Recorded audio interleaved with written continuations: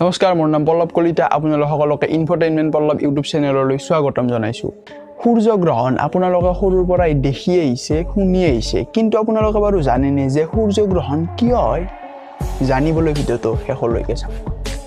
পৃথিৱী সূৰ্যৰ চাৰিওফালে ঘূৰে আৰু চন্দ্ৰটো পৃথিৱীৰ চাৰিওফালে ঘূৰি থাকে।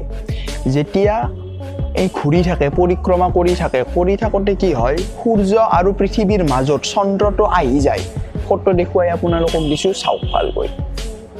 এই যেতিয়া সূৰ্য আৰু পৃথিৱীৰ মাজত চন্দ্ৰটো আহি যায়, তেতিয়া সূৰ্যৰ যিটো ৰশ্মি সেইটো পৃথিৱীত পৰিব নোৱাৰে আৰু যিটো চন্দ্ৰৰ যিটো ছায়াটো, তাৰ শ্বেডোটো সেইটো পৃথিৱীত পৰে আৰু তাৰ কাৰণে পৃথিৱী আন্ধাৰ হৈ যায় আৰু ইয়াক সূৰ্যগ্ৰহণ বুলি কোৱা হয়।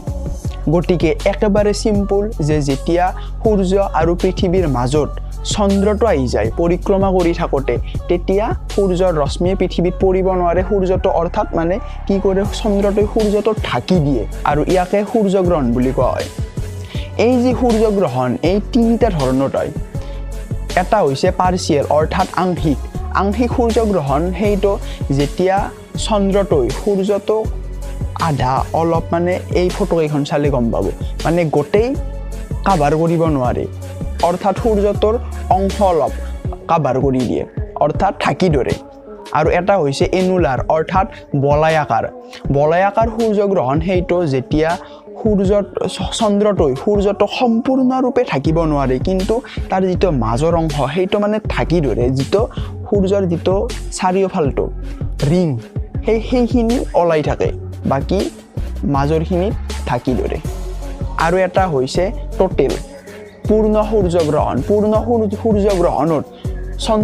সূৰ্যটো গোটেই ঢাকি ধৰে আৰু তাকেই পূৰ্ণ সূৰ্যগ্ৰহণ বোলে। গতিকে এইবিলাকেই হৈছে সূৰ্যগ্ৰহণৰ বেলেগ বেলেগ এই ধৰণবিলাক। গতিকে সিমান ভালদৰে বুজাব পাৰিছোঁ নে নাই মই নাজানো।